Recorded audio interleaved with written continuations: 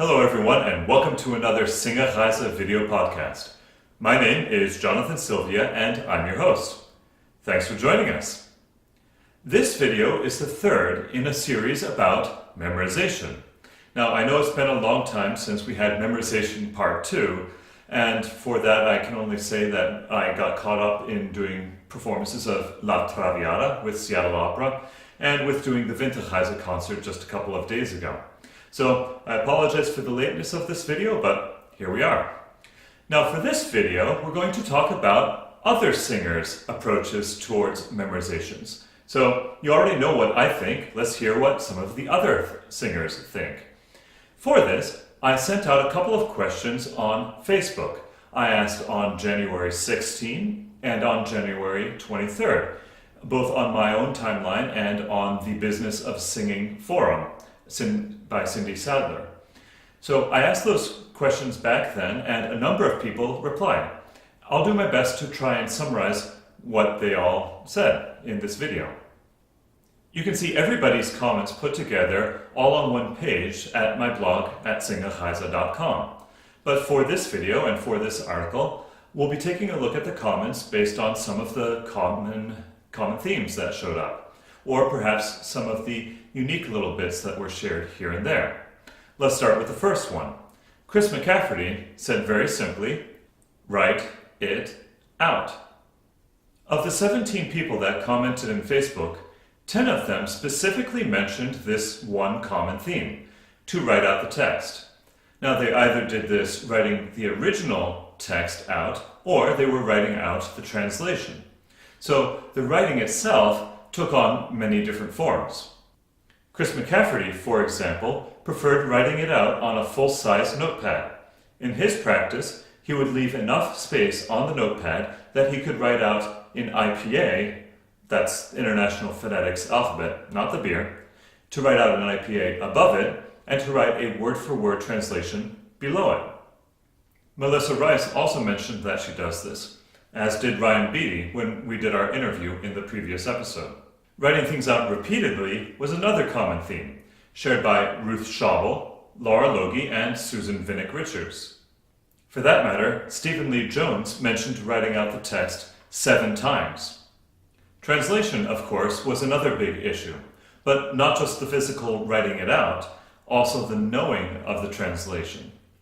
Tom Ford initially mentioned using Nico Costel, as many singers love to do, in his initial translation work, but there wasn't anybody that claimed that having the Nico Costel was sufficient by itself. Laura Logie specifically calls us singers out by saying, simply copying someone else's translation inhibits the learning process, in my humble opinion.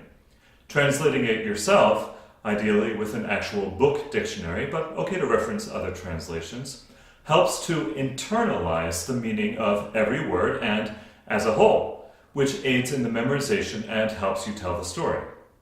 Of course, everyone seemed to be in agreement that knowing the translation was vital for memorization, but getting to that place was pretty varied.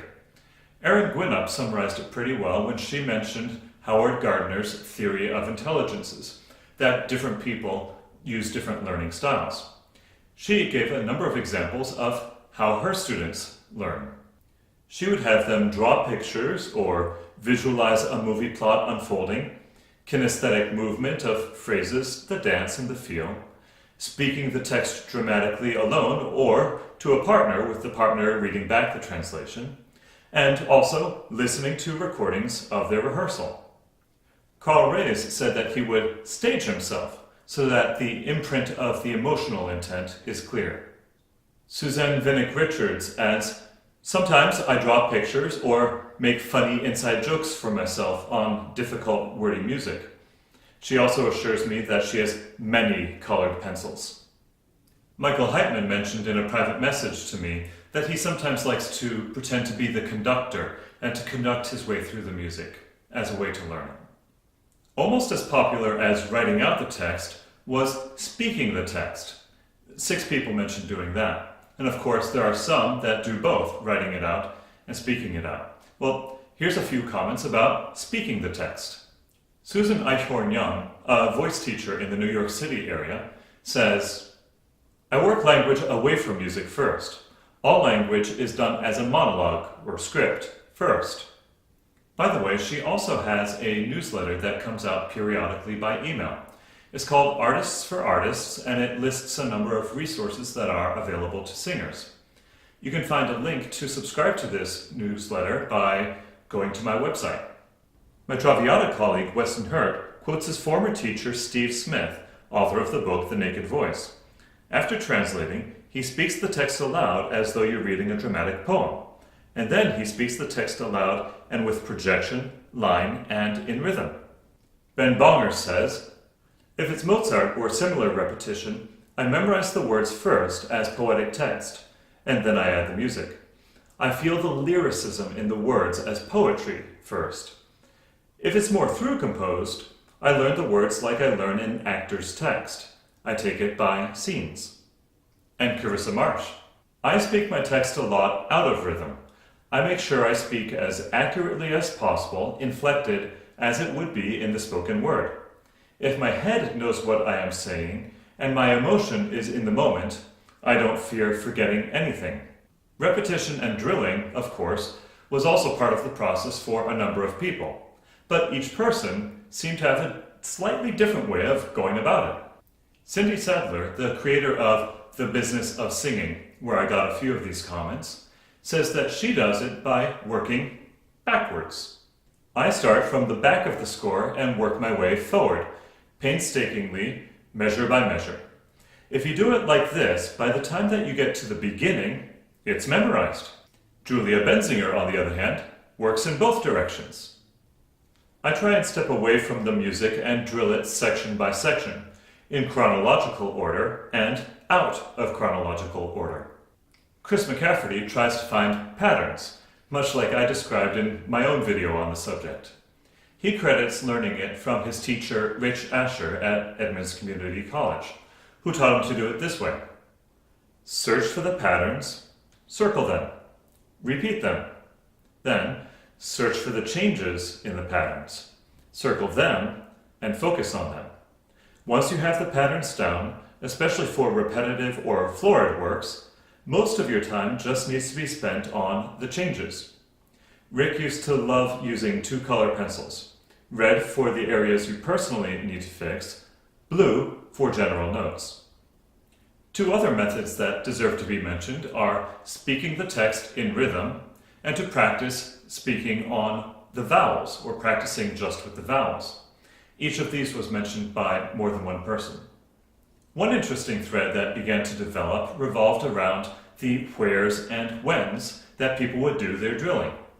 Ryan Beatty and Michael Heitman, for example, mentioned setting goals for your memorization and budgeting your time. Let's start with Mike Heitman's comment. Whiskey and incense. Or possibly setting small goals to get it done by the deadline. It's a toss-up, really. He added a little more in a private message to me later, where he brought up another little topic, recordings. His method involved making cue-to-cue tracks and then putting them on your phone so you can listen to it anywhere. This was also true for Weston Hurt and for Tom Ford, but Tom had his own approach for those troublesome recitatives. I will begin by making a recording of me singing all the lines, everyone else in a funny voice, and then my voice for real. Tom says that doing it this way helps him learn the part for his own rather than copying what somebody else is doing on a recording. Tom, Weston, and Melissa Rice also make special mention of hiring a professional coach accompanist. Melissa Rice puts it this way. "This is an important step for me. I pay for a rehearsal with a professional collaborative pianist and record it.